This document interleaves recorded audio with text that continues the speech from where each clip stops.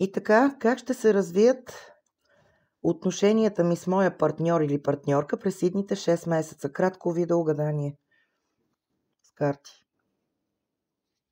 Казала съм молитвата, започвам. Ще изтегля 3 карти.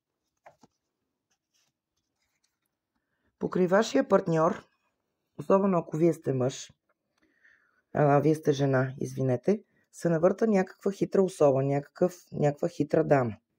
Но дори и да сте мъж, това означава, че някаква хитра жена, която вероятно иска да бъде с вас, но не смее да ви го признае, се опитва да се намеси във вашия съюз. И ще се намесва в идните 6 месеца. Ще сключите брак или годеж, или ще имате предложение за нещо такова следващите 6 месеца.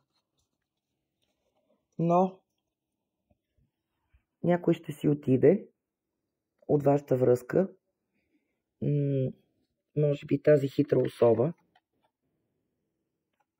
така че всичко ще бъде наред в крайна сметка. И картите са цепени на картата дете, което означава ново начало и евентуално забременяване, ако вие сте в тази възраст. Или раждане на внук, внучка. До скоро, до нови срещи!